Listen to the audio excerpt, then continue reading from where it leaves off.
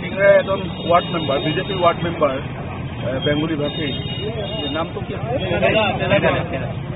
তেজা দেৱ তেখেতে বৰ অশ্লীলভাৱে অসমীয়া ভাষা বিৰোধাচৰণ কৰি পেলাই মন্তব্য দিছিল ফেচবুকত আৰু অসমীয়া নক'বৰ কাৰণে সকীয়াই দিছিল। গতিকে আমাৰ সতীৰ্থসকলে ভাগ্যতে আজি তাক ধৰি আনি পেলাই এই টিংৰাই বজাৰত মাপ খোজাই আৰু ইতিমধ্যে তাক পুলিচে এৰেষ্ট কৰিছে। গতিকে আমি ইয়াৰ যোগেদি ইয়াত থকা বেংগলী মানুহখিনিক ক'বলৈ বিচাৰিছোঁ, আমি কোনো বেংগলী বিৰোধাচৰণ কৰিবলৈ বিচৰা নাই। আমি অসমীয়া বেংগলী বিহাৰী মাৰোৱাৰী চব একেলগে আছোঁ, কিন্তু সেই বুলি এইটো জাতিটোৰ ভাষাটোক কোনোবাই যদি অপমান কৰে সেইটো কেতিয়াও গ্ৰহণ নকৰিম, এইটো স্পষ্ট। ইয়াত যোনে আছে অসমীয়া ভাষা সংস্কৃতি গ্ৰহণ কৰিবলৈ চেষ্টা কৰক। অসমীয়া ভাষাক যদি কোনোবাই বুঢ়া আঙুলি দেখায়, অসমীয়া ভাষাক যদি কোনোবাই অপমান কৰে, তেতিয়াহ'লে কিন্তু গ্ৰহণ নকৰিম, এইটো একদম স্পষ্ট।